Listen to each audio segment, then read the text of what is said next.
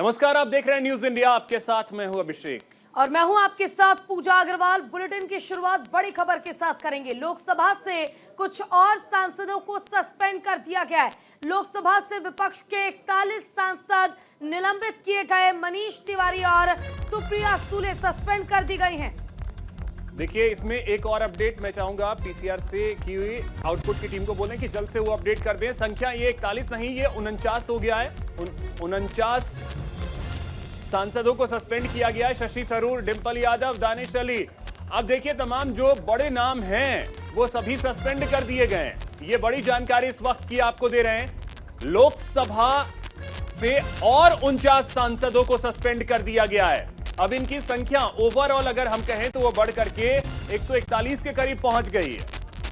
बिल्कुल, और राज्यसभा के 8 सांसद भी सस्पेंड किए गए। संसद की सुरक्षा में सेंधमारी पार। केंद्रीय गृह मंत्री के बयान की मांग कर रहे हैं विपक्ष और लगातार इसी को लेकर हंगामा किया जा रहा है। लोकसभा में चेयर के अपमान करने वाले कई सांसदों को आज फिर सस्पेंड कर दिया गया है।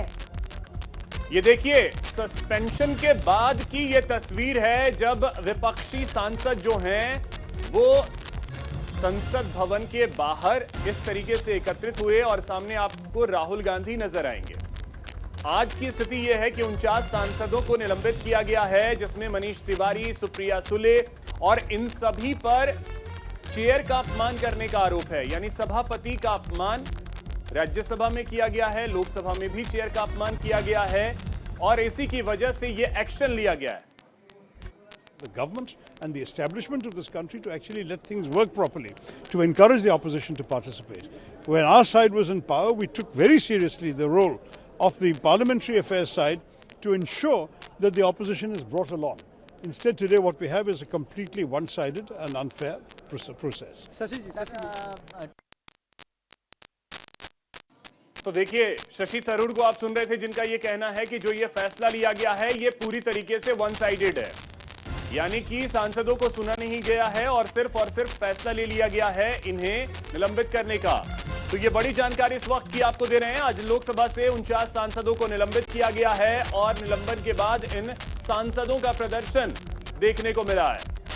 बिल्कुल, और कांग्रेस सांसद शशि थरूर, सपा सांसद डिंपल यादव और एनसीपी सांसद सुप्रिया सुले का भी नाम इसमें शामिल है। लोकसभा से आज सांसदों को निलंबित किया गया, जिसको लेकर जो विपक्ष हंगामा करता नजर आया, जो प्रदर्शन किया गया, उसकी भी तस्वीरें आपकी टीवी स्क्रीन पर आप देख रहे हैं। इसमें कई बातें कही गई। विपक्ष का कहना था कि सदन की सुरक्षा में जो चूक हुआ, आखिर उस पर जांच की बात कहकर इस बात को टाला नहीं जा सकता। खुद केंद्रीय गृह मंत्री सामने आए और इस मामले पर बयान दे। बिल्कुल, तो देखिए, पहले 13, फिर 1, फिर 33, फिर 45 और अब 49 इतने सांसदों को निलंबित किया गया है पिछले 3 दिनों में। तो एक तरीके से देखिए, लगभग जो विपक्षी सांसद हैं वो इस समय सदन से बाहर हैं, क्योंकि उन पर आरोप यह है कि उन्होंने चेयर का अपमान किया है। और इसी को लेकर के तमाम जो बड़े चेहरे आपको हैं वो अब संसद के अंदर फिलहाल दिखाई नहीं देंगे, वो सभी बाहर दिखाई देंगे। ये देखिए, मकर द्वार के बाहर ये सभी सांसद जो हैं वो प्रदर्शन करते हुए आपको नजर आएंगे। बिल्कुल, और 49 ऐसे सांसद हैं जिन्हें निलंबित किया गया। उसके बाद लगातार प्रतिक्रियाएं भी सामने आई। खुद मल्लिकार्जुन खड़गे ने ये कहा कि इस पर बयान देना चाहिए केंद्रीय गृह मंत्री अमित शाह को। हालांकि इसको लेकर प्रधानमंत्री नरेंद्र मोदी ने कहा कि ये बेहद दुखद है कि विपक्ष को जहां देश को जोड़ने के लिए समर्थन करना चाहिए, सदन में आम जन के हित के मुद्दों को उठाना चाहिए, तो वही विपक्ष तोड़ने की कोशिश कर रहा है। वहीं देखिए, सांसदों के निलंबन से जुड़ी एक और बड़ी जानकारी आपको दे दें। अखिलेश यादव का बयान सामने आया है। ये सरकार सही बात नहीं सुनना चाहती है, ये कहा है अखिलेश यादव ने। हम इसे लोकतंत्र का मंदिर कहते हैं। ये किसी मुंह से इसे लोकतंत्र का मंदिर कहते हैं। ये विपक्ष को ही संसद से बाहर कर रहे हैं और जिस तरह से विपक्षी सांसदों की निलंबन की प्रक्रिया लगातार जारी है, उसको लेकर खुद समाजवादी पार्टी के प्रमुख अखिलेश यादव ने बयान दिया। तो बीजेपी से ये पूछना चाहिए कि बीजेपी लोकतंत्र का मंदिर बोलती है। हम सब जितने भी सांसद इस सदन में रहे हैं, समय समय पे अपने भाषणों में लोकतंत्र का मंदिर कहा है। अब ये किस मुंह से लोकतंत्र का मंदिर कहेंगे जब विपक्ष को इस तरीके से बाहर कर देंगे। ये शुरुआत है अपनी मन मानी चीजें करने की, और अगली बार ये आ गए तो बाबा साहब भीमराव अम्बेडकर जी का संविधान खत्म हो जाएगा। हम और आप इस दरवाजे से नहीं घुस पाएंगे, वो बाहर खड़ा है। बीजेपी तो देखिए, ये भारतीय संसद के इतिहास का शायद सबसे बड़ा एक्शन है जो आज हमने देखा है, जब 49 सांसदों को एक साथ निलंबित कर दिया गया है। हमारे साथ हमारे सहयोगी ओम प्रकाश जी न्यूज रूम से इस समय जुड़ रहे हैं। ओम प्रकाश जी, 49 सांसदों को आज निलंबित किया गया है। अगर हम ओवरऑल देखें तो 141 का आंकड़ा जो है वो छू रहा है। भारतीय अगर संसद के इतिहास को हम देखें तो कभी इस तरीके की चीजें आपने देखी हैं? नहीं, देखिए, आपने बिल्कुल सही कहा।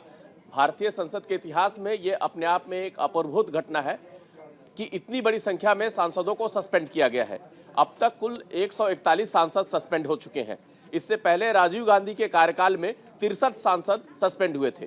तो इस तरह से देखें आप, तो आज मिलाकर जो 49 सांसद और लोकसभा से सस्पेंड हुए हैं, तो इस तरह जो संख्या 141 तक पहुंच गई है, तो ये जो है वो अब तक का सबसे बड़ा नंबर है जो संसद से निलंबित हुए हैं, संसद ये कार्रवाई में बाधा डालने को लेकर।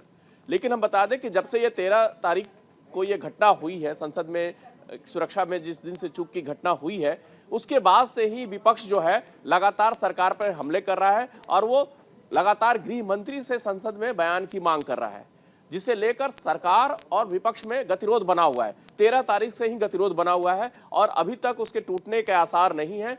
और जैसे ही सदन शुरू होती है, उसमें सांसद जो है बेल में चले जाते हैं और सभापति जो है वो सदन को स्थगित कर देते हैं। और जब आज भी जब सदन में सांसद जो है लगातार हंगामा कर रहे थे, तो सभापति ने लोकसभा में सदन को स्थगित किया और 49 सांसदों को निलंबित कर दिया है। बिल्कुल बिल्कुल ओम प्रकाश जी, देखिए, जब भी सदन की कार्यवाही का आयोजन किया जाता है, कई करोड़ों की संख्या में पैसे जो हैं वो खर्च हो जाते हैं और उम्मीद की जाती है कि जनहित के मुद्दे सदन में उठाए जाएंगे। लेकिन हर बार, चाहे कोई सा भी सत्र आप उठा के देख लीजिए, हर बार सदन में इस तरह से हंगामा होता है, विरोध किया जाता है, समय बर्बाद हो जाता है, लेकिन जनहित के मुद्दे जो है उस पर जिक्र ढंग से नहीं हो पाता। जिस तरह से संसद की सुरक्षा चूक मामले को उठाया जा रहा है, देखिए, इस पर सागर शर्मा जो आरोपी है, उसने कहा है कि उसे इस बात का कोई अफसोस नहीं है और अब चाहे उसके साथ जो भी है उसे डर नहीं लगता इस बात से। क्या वाकई कार्रवाई की बात बोलकर संसद की सुरक्षा में जो चूक हुई, जो लापरवाही देखी गई, उसे टाला जा सकता है? क्योंकि मुझे लगता है कि कार्रवाई ही नहीं बल्कि सख्त एक्शन जल्द से जल्द लिया जाना चाहिए। देखिए, इस पूरे मामले की गहन जांच हो रही है। स्पीकर ने भी कहा है उच्च स्तरीय जांच की जा रही है इस पूरे मामले की। लेकिन विपक्ष जो है वो लगातार गृह मंत्री से इस मामले पर बयान की सस्पेंड करने की बजाय जो लोग सच की आवाज़ उठा रहे हैं, जनता की आवाज़ उठा रहे हैं, उनको आज स्पीकर साहब ने सस्पेंड किया है। मैं समझता हूं कि देश की जो सरकार है प्रेशर के साथ अपनी बात मनवाना चाहती है। मैं समझता हूं कि ऐसे लोग नहीं मानेंगे और सारा भारत देख रहा है कि किस तरीके से गंदी राजनीति है जो आज संसद के अंदर हो रही है। सो हम इसका सब एक हैं और हम इसका डट के जवाब देंगे, डट के मुकाबला करेंगे। ओम प्रकाश जी, बोलिए। अब जैसे मैं बता रहा था कि आपने जैसे खबरों में देखा है कि आज जो गतिरोध है वो 13 तारीख के बाद से लगातार बना हुआ है। आज बीजेपी संसदीय दल की बैठक हुई थी सुबह में, जिसे प्रधानमंत्री ने संबोधित किया था। वहां भी इस मसले को लेकर चर्चा हुई। प्रधानमंत्री ने साफ कहा कि विपक्ष जो है वो बौखलाया हुआ है अभी हाल में जो विधानसभा चुनाव हुए हैं उससे, और अपनी हार का खींच जो है वो संसद में निकाल रहा है। उन्होंने अपील की कि संसदीय कार्य में भागी लें, सहयोग दें और सदन को चलाने में सहयोग दें। लेकिन वहीं विपक्ष का कहना है कि संसद में चूक, एक सुरक्षा में चूक एक बड़ा मामला है और सरकार को इस मामले पे जवाब देना चाहिए, और इसीलिए वो लगातार जो है वो गृहमंत्री से इस मामले में जवाब की मांग कर रहे हैं। और बिल्कुल, ओम इसी प्रकाश जी। दरमियान वो मांग करते करते सदन की बेल में आ जाते हैं और उस कार्रवाई को देखने के बाद सदन जो है, सभापति जो है वो सदन को स्थगित करते हैं और जब बातचीत का कोई रास्ता नहीं निकला, उनका जो हंगामा जो बढ़ता गया, तो उसी को देखते हुए सभापति ने कार्रवाई की और आज 49 और लोकसभा सांसदों को सदन से निलंबित कर दिया गया है। ओम प्रकाश जी, आपको लग रहा है यहाँ पे कि विपक्ष जो है प्योर विपक्ष की भूमिका निभा रहा है? क्योंकि जब ये घटना हुई थी उसके बाद उसी दिन शाम 4 बजे लोकसभा स्पीकर सभी सांसदों से मिले थे, सभी पार्टी के सांसदों से मिले थे और उन्होंने आश्वस्त किया था कि आप निश्चिंत रहिए, हर एक सांसद की सुरक्षा की गारंटी मेरी है। तो जब आपको स्पीकर ने गारंटी दे दी है तो आप उन पे भरोसा तो कर लीजिए। नहीं, विपक्ष का कहना है कि हम एक सेकंड रोक रहा हूं। पूछना संसद की मर्यादा भंग करना कब से हो गया ये समझ में नहीं आता। आज फिर 40 से ज्यादा सांसदों को सस्पेंड किया गया है, पता नहीं। और दानिश अली से तो पता नहीं क्यों डरते हैं। मैं तो सुबह में आज उस वक्त था भी नहीं, मेरा नाम भी लिख दिया। धन्यवाद करता हूं मैं कि कम से कम आपने मुझे भी सस्पेंड किया। जी ओम प्रकाश जी बोलिए। जैसे देखिए, सांसद की सुरक्षा को लेकर निश्चित तौर पे बार बार सरकार की ओर से और स्पीकर की तरफ से आश्वासन दिया जा रहा है कि इसे लेकर कोई कोताही नहीं बरती जाएगी और उच्च स्तरीय जांच हो रही है। लेकिन सदन में जो सांसदों, विपक्षी सांसदों का व्यवहार है, उसके कारण उन्हें सस्पेंड किया गया है। उन पर ये आरोप लग रहा है सत्ता पक्ष की तरफ से, वो सदन की मर्यादा को भंग कर रहे हैं और सदन की मर्यादा भंग करने के कारण और सदन की कार्रवाई में बाधा डालने के कारण उन्हें सस्पेंड किया जा रहा है। हालांकि कल भी आपने स्पीकर को सुना होगा, स्पीकर ने कहा था कि वो इससे खुद आहत है कि वो उन्हें सांसदों को सस्पेंड करना पड़ रहा है। वो नहीं चाहते हैं कि साथियों प्रकाश जी, स्पीकर ने यह भी तो क्लियर कर दिया था कि इसका उस घटना से कोई लेना देना नहीं है। जी बिल्कुल सही ये कहा। आप जो कर रहे हैं, विपक्ष के जो सांसद कर रहे हैं, वो संसद की गरिमा से जुड़ा हुआ मामला है। नहीं, विपक्ष के सांसदों का कहना है कि सरकार ने इसको ईगो का सवाल बना लिया है। सुरक्षा की जिम्मेदारी गृह मंत्री की है, संसद की है, लेकिन पूरे देश की सुरक्षा की जिम्मेदारी अगर गृह मंत्री की है तो संसद में जो ये घटना घटी है उस पर गृह मंत्री क्यों नहीं जवाब दे रहे हैं? और उनका कहना है कि जब तक गृह मंत्री जवाब नहीं देंगे वो सदन की कार्रवाई को नहीं चलने देंगे।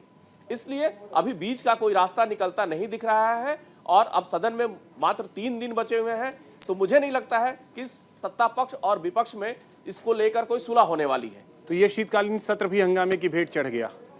जी बिल्कुल, इसमें 2 विधायी कार्य थे। अब सरकार को जो जितने बचे हुए सांसद हैं, सत्ता पक्ष के सांसद हैं और जो सरकार के कुछ सहयोगी दल के सांसद हैं, उनके साथ सदन की कार्रवाई होगी और जो विधायी जरूरी कामकाज है उन्हें अगले 3 दिनों में निपटाया जाएगा और फिर उसके बाद सदन जो है वो अनिश्चितकाल के लिए प्रकाश जी, विपक्ष का ये भी कहना है कि ऐसे सांसदों को भी सस्पेंड किया गया है जो उस समय वहां पर मौजूद भी नहीं थे। सीधे तौर पर अपने पावर का गलत इस्तेमाल करने का आरोप लगाया जा रहा है, पहली बात। दूसरी बात, जिस तरह आपने जिक्र भी किया कि केंद्रीय गृह मंत्री अमित शाह से जब कहा जा रहा है कि जो ये सुरक्षा में चूक हुई है इस पर वो स्पष्टीकरण दे, तमाम मुद्दों को लेकर सदन में वो बोलते नजर आते हैं। अगर विपक्ष घेर रहा है, सवाल खड़े कर रहा है, तो मुझे लगता है कि एक बड़ी जिम्मेदारी बनती है कि विपक्ष के सवालों का जवाब देकर उस मामले का वही निपटारा हो जाए। हंगामे का मौका देना ही नहीं चाहिए। नहीं, सरकार का ये कहना है कि हर मसले पे ये इतनी छोटी घटना है कि इसको जबरदस्ती विपक्ष तुल दे रहा है, जबकि घटना की उच्च स्तरीय जांच की जा रही है और अभी इसका इन्वेस्टिगेशन जारी है। ऐसे में सत्ता पक्ष के हिसाब से, सरकार के हिसाब से गृह मंत्री का बयान देना उचित नहीं है। उनका कहना है कि जब पूरे मामले की जांच हो जाएगी, इसकी विस्तृत जांच होने के बाद जो रिपोर्ट आएगी उसके बाद सरकार जवाब देगी। लेकिन विपक्ष जो है इस बात से संतुष्ट नहीं है, वो तुरंत गृह मंत्री का जवाब चाह रहा है, इसलिए यह गतिरोध बना हुआ है। ओम प्रकाश जी, इसमें एक और चीज है, अब क्योंकि देखिए अभी भी 2 से 3 दिन का वक्त जो है वो बचा हुआ है शीतकालीन सत्र का, तो क्या अब एक प्रयास कम से कम ये होना चाहिए कि अमूमन हम देखते हैं सत्र की शुरुआत होती है तो ऑल पार्टी मीट होती है और उसके बाद चीजें आगे बढ़ती हैं, संसद की कार्यवाही शुरू होती है। कुछ उसी तरीके की पहल अगर की जाए कि ऑल पार्टी मीट हो, आइए बैठिए और चर्चा कीजिए और उसके बाद फिर सदन की कार्यवाही कम से कम सुचारू रूप से चलने दीजिए। देखिए अभिषेक, मैं बताऊं कि रोज सुबह सदन शुरू होने के पहले बिजनेस एडवाइजरी काउंसिल की बैठक होती है, जिसमें सारे जो सदस्य हैं और फ्लोर लीडर्स हैं वो भाग लेते हैं। सारे दलों के रिप्रेजेंटेटिव और फ्लोर लीडर्स उसमें भाग लेते हैं और सदन की कार्रवाई को लेकर वहां बातचीत होती है कि किन मसलों पर चर्चा करना है, क्या क्या मुद्दे आज सदन में रखे जाएं, किन जरूरी कामकाज कौन सा है जिन्हें निपटाना है। तो वहां तो सहमति बन जाती है, लेकिन हर पार्टी अब 2024 के चुनाव पर अपनी नजर रखे हुए है और वो किसी मौके को छोड़ना नहीं चाहती है। जब संसद की कार्रवाई होती है तो पूरा देश उनको देखता है, तो ऐसे में विपक्ष को लगता है कि यहाँ पे अगर हम अपनी बात कह पाएंगे, अगर यहाँ इस मंच पे मुझे अपनी बात कहने का मौका मिलता है और यहाँ पे अगर किसी चर्चा में वो भाग लेंगे तो पूरा देश उनको सुनेगा। इसलिए वो लगातार इस मामले को लेकर सदन में जाते हैं, उस पर चर्चा की मांग करते हैं और गृह मंत्री का जवाब चाह रहे हैं, जिसके लिए अभी सरकार तैयार नहीं है। बिल्कुल, और जिस तरीके से हम देख रहे हैं ओम प्रकाश जी की लगातार गतिरोध बना हुआ है और ये चलता जा रहा है। पिछले 3 दिनों में हम अगर देखें तो गैप कर करके किस तरीके से पहले 13 सांसद, फिर 1 सांसद, फिर 33, फिर 41, फिर 49, अब ये आंकड़ा कुल मिलाकर के 141। आने वाले 1-2 दिन में हमें ऐसा लग रहा है कि पूरी की पूरी विपक्ष जो है वो बाहर ही रहेगी। अब मान के चलिए लगभग पूरा आधा से ज्यादा विपक्ष बाहर है और विपक्ष के नाम पे जो कुछ दल बचे हैं, जैसे बीजेडी हो गया, एनसीपी हो गया, ये एनसीपी का जो 2 फाड़ हो चुके हैं, एक धड़ा जो है वो बीजेपी के साथ है। इसी तरह से जो साउथ की कुछ पार्टियां हैं वो अभी सरकार के साथ में, भले ही वो विपक्ष में बैठती हैं, लेकिन वो एक तरह से सरकार का विरोध नहीं करती हैं, सरकार का साथ देती हैं। तो कुछ जो अब उस तरह के विपक्षी दल बचे हुए हैं जो सरकार के साथ ही हैं, कमोबेश उन्हें मान लीजिए कि वो सरकार की नीतियों के साथ चलते हैं और सरकार का हर मसले पर समर्थन करते हैं। तो जब तक कि कोई बहुत बड़ी बात ना हो जाए तब तक वो विरोध नहीं जताते हैं। ऐसे में मुझे लगता है कि जिन सांसदों को निलंबित किया गया है, अब वो उनकी वापसी होनी मुश्किल है इस सत्र में, और अब जो विधायी कामकाज बचे हुए हैं वो बचे हुए जो सांसद हैं विपक्ष के और सरकार के, उन्हीं के साथ विधायी कार्यों को पूरा किया जाएगा। बिल्कुल, लेकिन देखिए ओम प्रकाश जी, जिस तरह से लगातार विपक्ष हंगामा कर रहा है, अब 3 दिन का समय सिर्फ बचा हुआ है और विपक्ष का मुझे लगता नहीं है, जो तस्वीरें अभी तक हम देख पा रहे हैं, कि प्रदर्शन ये रुकने वाला है। और अगर कल भी जब कार्यवाही शुरू होगी और प्रदर्शन किया जाता है, लगातार इसी तरह से सांसदों को सस्पेंड किया जाता रहेगा, तो मुझे लगता है कि चर्चा तो संभव हो ही नहीं पाएगी।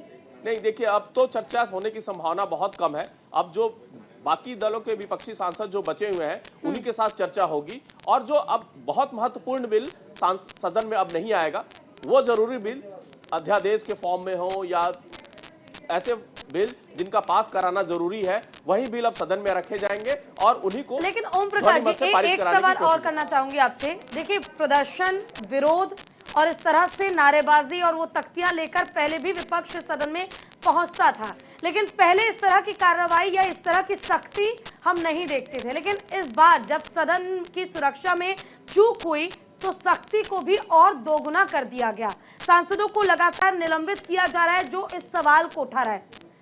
नहीं, सवाल उठाने को लेकर निलंबन नहीं हो रहा है, सदन में उनके आचरण को लेकर निलंबन किया जा रहा है।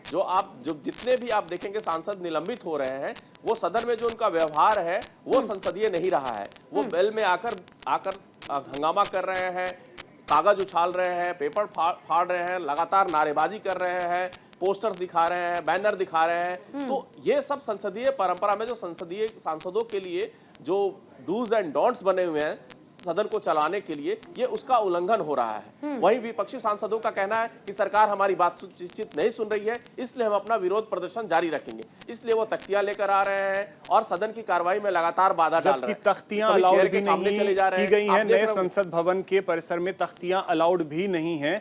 ठीक है, बहुत शुक्रिया ओम प्रकाश जी तमाम जानकारी के लिए। फिलहाल यहां वक्त है एक छोटे से ब्रेक का।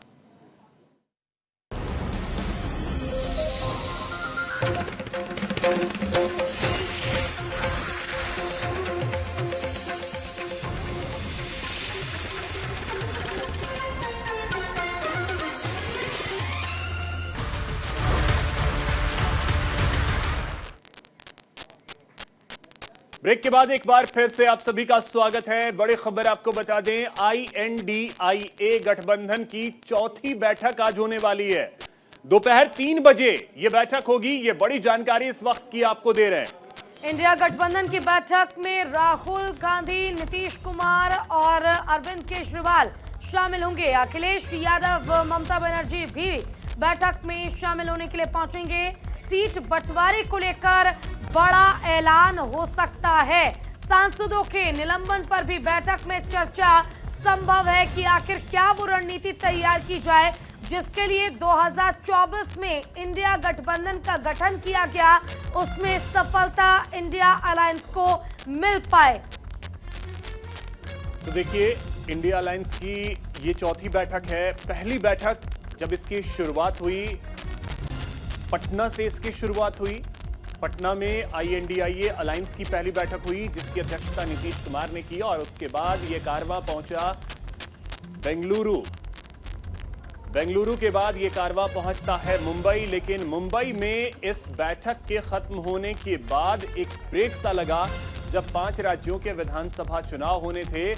लेकिन अब चुनाव खत्म हुआ, चुनाव के परिणाम सामने आए, उसके बाद अब एक बार फिर से ये गठबंधन बैठक करने जा रहा है।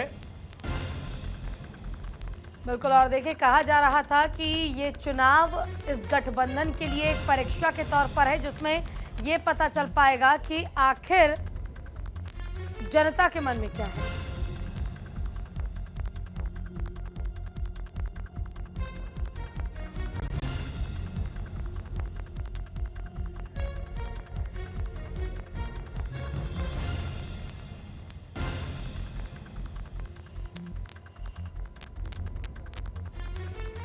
बैठक पटना से जिसकी शुरुआत हुई वो हम आपको दिखा रहे हैं। इंडिया अलायंस की पहली बैठक जिसकी अध्यक्षता खुद मुख्यमंत्री नीतीश कुमार ने की थी। पटना में ये पहली बैठक 23 तारीख को हुई थी और उस बैठक में सभी विपक्षी नेता, तमाम विपक्षी पार्टियों के राजनेता नजर आए थे, जिसमें यह तय किया गया कि 2024 का जो आम चुनाव है यानी जो लोकसभा चुनाव है वो ये INDIA इंडिया गठबंधन मिलकर लड़ेगा। उसके बाद जब बेंगलुरु में बैठक हुई तो आपने देखा था नीतीश कुमार जो है वो बैठक खत्म होने के बाद प्रेस कॉन्फ्रेंस में शामिल नहीं हुए थे, वो चले गए थे। उनकी नाराजगी देखने को मिली थी, अटकलें लगाई जा रही थी कि बड़ी जिम्मेदारी नीतीश कुमार को सौंपी जा सकती है, लेकिन वो जिम्मेदारी नहीं मिल पाई थी। बैठक में विपक्ष के 15 दल शामिल हुए थे। लोकसभा चुनाव में एक साथ लड़ने पर रणनीति बनाने के लिए ये सभी एक साथ जुटे थे। विपक्षी गठबंधन की पहली बैठक पटना में हुई थी जिस बैठक में खुद नीतीश कुमार और तेजस्वी यादव शामिल हुए थे। बैठक की अगुवाई सीएम नीतीश कुमार ने की थी और डिप्टी सीएम तेजस्वी यादव भी उस बैठक में शामिल हुए थे। बैठक में विपक्ष के 15 दल शामिल हुए थे और वो पहली तस्वीर थी सभी विपक्षी पार्टियों के एकजुटता की। वो पहली तस्वीर थी जो शायद इतिहास रचने के लिए तैयार है। 2024 में विपक्षी गठबंधन की पहली बैठक पटना में हुई थी जिसमें 15 विपक्षी दल शामिल हुए थे और पहली बैठक में ही शामिल होने के लिए तमाम राजनेता पहुंचे थे। देखिए दूसरी बैठक को लेकर जानकारी। विपक्ष की दूसरी बैठक 17 और 18 जुलाई के बीच हुई थी, यानी 17 और 18 जुलाई को 2 दिन की बैठक थी। बीजेपी को हराने के लिए विपक्ष के 26 दल एक साथ जुटे थे। बैठक में गठबंधन का नाम INDIA तय किया गया था, ये नाम ऐलान किया गया था। इसका full form India national development party के तौर पर रखा गया था और विपक्ष की दूसरी बैठक 17-18 जुलाई को बेंगलुरु में हुई थी जिसमें 26 विपक्षी दल शामिल हुए थे और 26 विपक्षी दल के शामिल होने के साथ ही कहा जा रहा था कि नीतीश कुमार को कोई बड़ी जिम्मेदारी सौंपी जाएगी। हालांकि देखिए बार बार जब बैठक हुई है तब चर्चाएं ये भी जरूर हुई है कि नीतीश कुमार PM कैंडिडेट हो सकते हैं, लेकिन इसको लेकर नीतीश कुमार हर बार ये कहते नजर आए कि वो PM नहीं बनना चाहते, वो बस बीजेपी को हराना चाहते हैं। तीसरी बैठक जब शुरू हुई, इंडिया अलायंस की तीसरी बैठक मुंबई में हुई थी जिसमें शामिल होने के लिए तमाम विपक्षी दल के नेता पहुंचे थे। 31 अगस्त और 1 सितंबर को ये बैठक हुई थी जिसमें शामिल हुए थे नीतीश कुमार। 28 विपक्षी दलों ने चुनावी रणनीति तैयार की थी कि आखिर 2024 में बीजेपी को हराने का जो सपना देखा जा रहा है उसे कैसे पूरा किया जा सकता है। 5 जो कमेटी है उसका भी गठन किया गया और साथ ही देखिए सबसे बड़ी बात यह है कि इस दौरान भी नीतीश कुमार की जो नाराजगी थी वो एक बार फिर देखने को मिली थी। हालांकि दूसरी बैठक में जब नाम का ऐलान हुआ उसके बाद जब बार बार पूछा गया कि विपक्ष की तरफ से आखिर पीएम कैंडिडेट कौन हो सकता है, कौन सा वो फेस होगा जिस पर विपक्ष की सहमति बनेगी, तो अटकलें ये भी तेज थी कि कांग्रेस को प्राथमिकता दी जाएगी। लेकिन अब जो चुनावी परिणाम है, इसके बाद क्या ये प्राथमिकता बदलेगी या फिर रणनीति वही रहेगी, ये देखना होगा।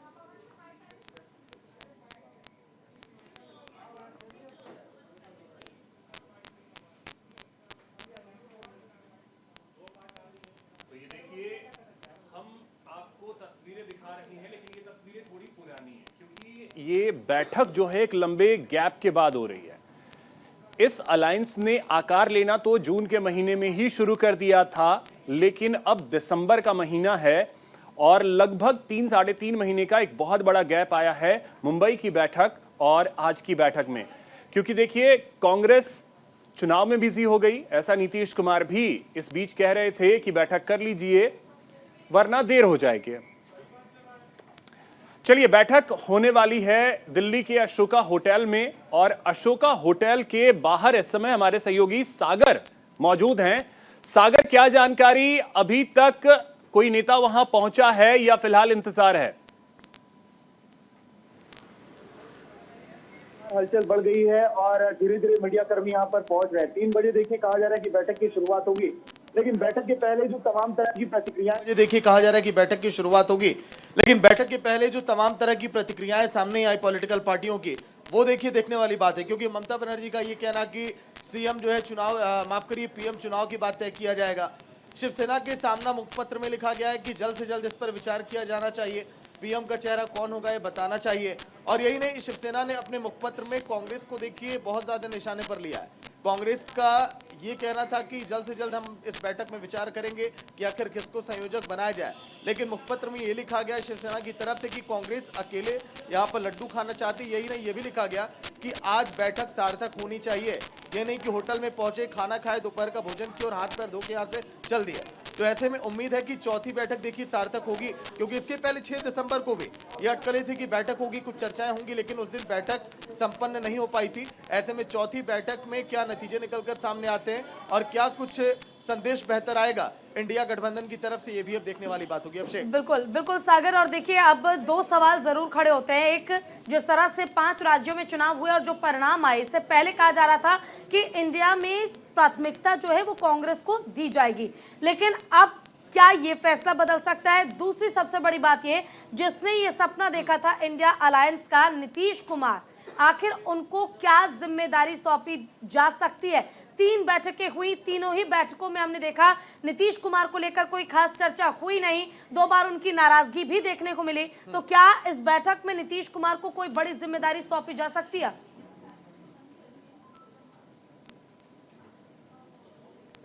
वहां पर पोस्टर लगा दिए गए, हालांकि पोस्टर किसने लगाया अभी तक ये पता नहीं चल पर इस समय वहां पर पोस्टर लगा दिए गए, हालांकि पोस्टर किसने लगाया अभी तक ये पता नहीं चल पाया। कि एक निश्चय चाहिए, नहीं तो नीतीश चाहिए, सपना एक सच होना चाहिए। तो नीतीश कुमार के जो तमाम कार्यकर्ता हैं वो अपनी बातों को कह रहे हैं। और जिस तरह से कांग्रेस का आपने जिक्र किया, तो ये जो आज के दिन बैठक हो रही है, ये पहल कांग्रेस की ही तरफ से की गई, क्योंकि 3 राज्यों में जिस तरह से कांग्रेस को करारी शिकस्त मिली है, ऐसे में कांग्रेस को बड़े भाई की भूमिका में आगे आना पड़ेगा। क्योंकि अगर हम आम आदमी पार्टी की बात करें तो कई ऐसे दिग्गज नेता उनके हैं जो इस समय जेल के अंदर हैं। कांग्रेस की भूमिका बहुत मायने रखती है आज की बैठक में, क्योंकि सोनिया गांधी, मल्लिकार्जुन खड़गे, राहुल गांधी, तमाम ये दिग्गज नेता अगर इस बैठक में शामिल हो रहे हैं, तो क्योंकि सीट शेयरिंग को लेकर कहा जा रहा है कि फॉर्मूला तय किया जा सकता है। 4 बार बैठकें हुई, चारों बार ऐसा लगा कि हो सकता है सीट शेयरिंग पर कुछ बात बन पाए, लेकिन अभी तक ऐसा हो नहीं पाया है। और हर बार पेच यहीं पर फंसा, क्योंकि हर एक राज्यों में देखिए पार्टियां जो अपने अपना दावा कर रही हैं। ऐसे में सबसे बड़ी दिक्कत, सबसे बड़ी मुश्किल यहीं पर आएगी कि आखिर किस राज्य में किस पार्टी को कितनी सीटें दी जाए। क्योंकि हम बात करें अगर यूपी की, जहां पर 80 लोकसभा सीटें, यहाँ पर सपा चाहती है कि हमारा दबदबा, हमें ज्यादा सीटें मिले। इसी तरह से मध्य प्रदेश, छत्तीसगढ़, राजस्थान। सागर, जल्दी से एक छोटा सा जवाब, जल्दी से सागर, एक जल्दी से छोटा सा जवाब, एक जल्दी से चाहेंगे। उद्धव ठाकरे ने भी INDIA अलायंस को चेहरा दिखा दिया है कि जल्दी से कुछ कीजिए, नहीं तो फिर बहुत देर हो जाएगी। कम से कम आज संयोजक तो तय हो जाए। संयोजक को लेकर के नीतीश कुमार का नाम सबसे ज्यादा चर्चा में रहा है। बिल्कुल,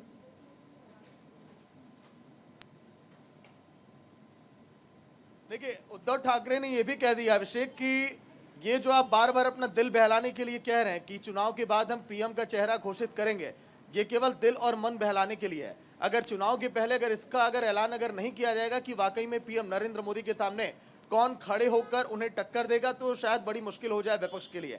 इसीलिए कई सारी पार्टियां जो इंडिया अलायंस में, वो बार बार यही कह रही हैं कि भैया पहले आप चेहरा तो घोषित करिए, उसके बाद हम चुनावी मैदान में उतरें। तो उम्मीद है कि आज के दिन कौन चेहरा होगा पीएम का ये भी डिसाइड हो, सीट शेयरिंग को लेकर भी फॉर्मूला तय हो जाए। लेकिन अगर आपसी सामंजस्य अगर इसी चलिए ठीक है सागर, आप नजर वहां बना करके रखिए। फिलहाल बहुत शुक्रिया आपका तमाम जानकारी के लिए। चलिए इसी बीच रुख करते हैं अगली खबर की ओर। टीएमसी सांसद ने राज्यसभा सभापति की नकल की है। ये बड़ी खबर आपको बता रहे हैं। जगदीप धनखड़ की नकल की है संसद परिसर में कल्याण बनर्जी ने। और नकल करने पर नाराज स्पीकर जगदीप धनखड़ काफी ज्यादा नाराज हो गए हैं। उनकी जो नकल की गई, जो मिमिक्री की गई, उसको लेकर ये नाराजगी देखने को मिल रही है। सेबू,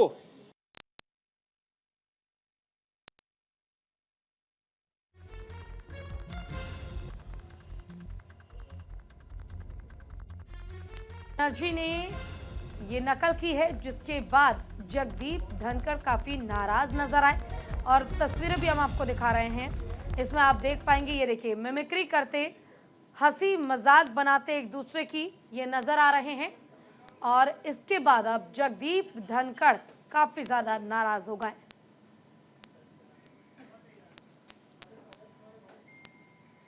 तो ये देखिए, तस्वीरों के जरिए हम आपको दिखा रहे हैं, आप ये देख सकते हैं। ये हमारे देश के माननीय हैं और ये नकल किनकी कर रहे हैं? हमारे देश के उपराष्ट्रपति की। और अब ये कहेंगे कि इन पे एक्शन ना लिया जाए। आप अंदाजा लगा सकते हैं। पूजा, आप देखिए इन तस्वीरों को। विपक्ष ये कहे कि हमारे ऊपर एक्शन ना लीजिए और आप ये कर रहे हैं, क्या मैसेज आप देना चाह रहे हैं? बड़ी बात ये है कि राहुल गांधी वहीं पर खड़े हैं और वो भी इस चीज का लुत्फ उठा रहे हैं, हंसी मजाक कर रहे हैं। और शायद इसी के लिए इन सभी को सस्पेंड किया गया। बिल्कुल ये कारण रहेगा। आप देखिए, यहां मनोज झा आपको नजर आएंगे, जो कि राजद से राज्यसभा में इस समय सांसद हैं। उसके बाद राहुल गांधी, और राहुल गांधी के बिल्कुल ठीक सामने खड़े होकर आप देखें तो टीएमसी के सांसद का ये रवैया, आप अंदाजा लगा सकते हैं कि आप किनके लिए क्या कर रहे हैं। आपका एक अपना जेस्चर होता है, आपकी अपनी एक गरिमा होती है। जगदीप धनखड़ इस देश के उपराष्ट्रपति हैं और वो राज्यसभा के सभापति हैं, और उनका इस तरीके से नकल उतारकर अपमान करना, ये कहां तक जायज है? ये पूरे विपक्ष को और पूरे देश को सोचने की भी जरूरत है। विपक्ष, इंडी गठबंधन विरोध करते करते सरकार का, एक व्यक्ति का किस हद तक गिर जाएगा कि आज उपराष्ट्रपति जी का सदन के परिसर में, पार्लियामेंट के परिसर में उनकी मिमिक्री की जाती है, उनका मखौल उड़ाया जाता है, उनका अपमान किया जाता है कल्याण बनर्जी के द्वारा, और राहुल गांधी उसकी वीडियो बनाते हैं और बाकी सारे सांसदगण उसका मजाक उड़ा रहे हैं, हंसी मजाक कर रहे हैं। क्या ये संसदीय गरिमा और संवैधानिक पदों का सबसे बड़ा अपमान नहीं है? अब समझ में आ रहा है कि क्यों निलंबन हुआ। सोचिए कि यदि बाहर इस प्रकार की उनकी भावनाएं और प्रतिक्रियाएं हैं, तो सदन के भीतर क्या कर रहे होंगे।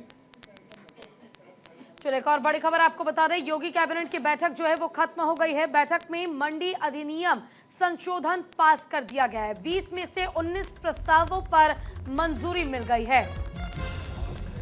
जिसके बाद आपको बता दें कि एनसीआर में फ्लैट खरीदारों को भी अब राहत मिलेगी। 57 जिलों में साइबर थाने बनेंगे। साइबर के मामले हम देख रहे हैं कि लगातार बढ़ते जा रहे हैं। इसको लेकर के यूपी सरकार ने एक फैसला लिया है कि साइबर थाने जो हैं वो खोले जाएंगे 57 जिलों में।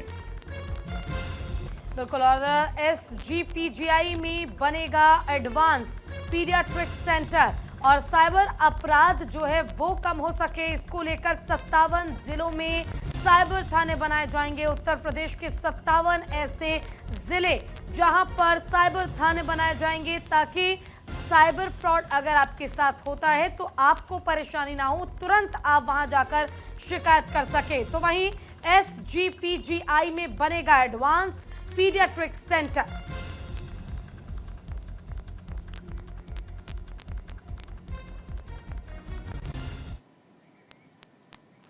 इसी बीच आपको बता दें, बीजेपी संसदीय दल की बैठक खत्म हो गई है। प्रधानमंत्री नरेंद्र मोदी ने इस दौरान बड़ी बात कही। उन्होंने कहा कि हम जोड़ने में लगे हैं और विपक्ष तोड़ना चाहता है। तो ये बड़ी खबर आपको बता रहे हैं। संसद भवन में आज बैठक हुई संसदीय दल की, बीजेपी के संसदीय दल की, और इसमें प्रधानमंत्री नरेंद्र मोदी भी शामिल हुए। बिल्कुल, और प्रधानमंत्री नरेंद्र मोदी की ओर से इस बैठक के बाद जो बयान दिया गया वो हम आपको बता रहे हैं। उन्होंने कहा कि हम जोड़ने में लगे हैं और विपक्ष तोड़ने में लगा हुआ है। हम देश निर्माण की भावना रखते हैं और आलोचना का जवाब मर्यादा से दे। प्रधानमंत्री ने यह भी कहा। प्रधानमंत्री नरेंद्र मोदी ने संसद में विपक्षी दलों के प्रदर्शन के लिए उनकी आलोचना करते हुए कहा कि उनके बर्ताव से ये सुनिश्चित होगा।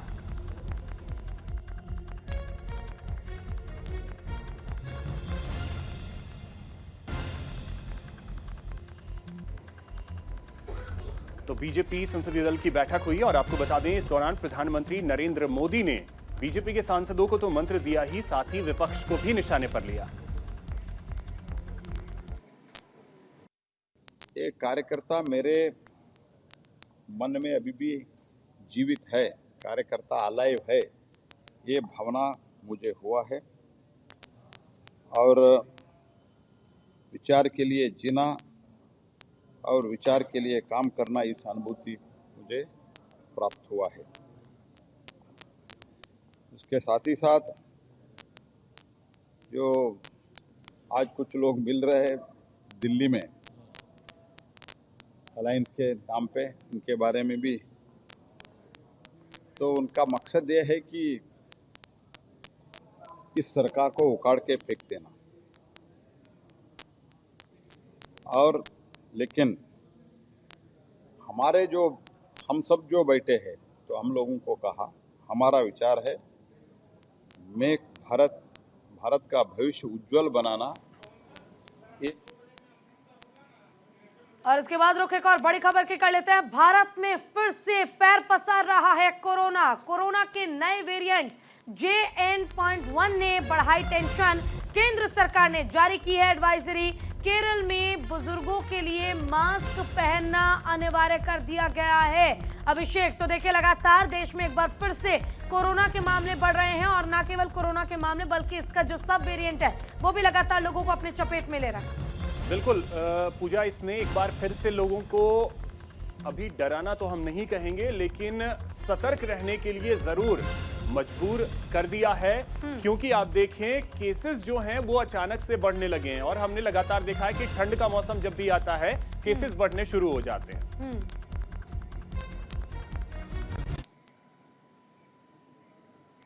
तो देखिए केरल में कोविड का JN.1 वेरिएंट जो है उसका मामला सामने आया है। सभी राज्यों को अब अलर्ट रहने के लिए कहा गया है। बिल्कुल, और देखिए जैसा कि आपने अभिषेक कहा भी था कि अभी डराने वाली बात तो नहीं है, लेकिन हाँ सतर्क रहने की जरूरत जरूर है और जो आपके लिए गाइडलाइंस थी उसे फॉलो आपको करना ही पड़ेगा। मास्क जरूर लगाएं, हाथों को बार बार सैनिटाइज जरूर करें, 2 गज की दूरी का पालन जरूर रखें और सबसे बड़ी बात, अगर आपकी तबीयत थोड़ी भी खराब होती है तो आप इसे मामूली ना समझें, इसे ये ना सोचें कि शायद मौसम बदल रहा है इसलिए आपकी तबीयत खराब हो रही है। अगर ज्यादा दिन आपकी तबीयत खराब रहती है तो तुरंत आप अस्पताल जाएं, अपना टेस्ट कराएं, क्योंकि कोरोना के नए वेरिएंट ने दस्तक दे दी है और इसके लिए केंद्र सरकार ने सभी राज्यों को अलर्ट मोड पर रहने के आदेश दे दिए हैं। बिल्कुल, देखिए कई राज्यों में ये भी कंपलसरी कर दिया गया है कि आप मास्क लगाएं। यदि आपकी उम्र 60 से ज़्यादा है तो मास्क का इस्तेमाल ज़रूर करें, साथ ही हाथों को बार बार धोएं, अगर संभव हो तो सैनिटाइजर भी अपने पास ज़रूर रखें। एक और बड़ी खबर आपको बता दें, बीजेपी के राष्ट्रीय अध्यक्ष JP नड्डा से मुलाकात की है शिवराज सिंह चौहान ने। दिल्ली में बीजेपी अध्यक्ष से उनकी मुलाकात हुई है। बीजेपी अध्यक्ष JP नड्डा के आवास पर यह मुलाकात हुई है। चुनाव के नतीजों के बाद किया पहला दिल्ली दौरा। नतीजों के बाद शिवराज सिंह चौहान को बुलाया गया दिल्ली, जहां उनकी मुलाकात हुई है बीजेपी के राष्ट्रीय अध्यक्ष जेपी नड्डा से। देखिए, उन्होंने पहले ही कहा था कि अपनी मर्जी से वो दिल्ली नहीं जाएंगे। हाँ, वो अलग बात है, अगर उन्हें दिल्ली बुला लिया जाए तो वो जरूर जाएंगे और आलाकमान की बातों का पालन जरूर करेंगे। वो जो कहेंगे उसे सुना जाएगा और उस पर अमल करने का काम भी करेंगे। और चुनाव जीतने के बाद बीजेपी की तरफ से सीएम चेहरे का ऐलान किया गया और मोहन यादव के नाम का ऐलान करने के बाद शिवराज सिंह चौहान, जिन्हें अब दिल्ली बुला लिया गया है। तो ऐसे में अटकलें अब ये लगाए जा रहे हैं कि क्या शिवराज सिंह चौहान को कोई बड़ी जिम्मेदारी, कोई बड़ा दायित्व दिया जाएगा पार्टी में।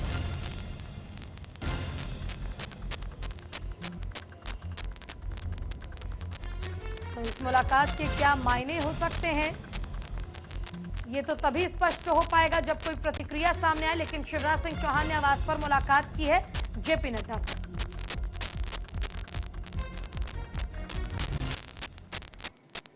तो इसी के साथ इस बुलेटिन में इतना ही। नमस्कार।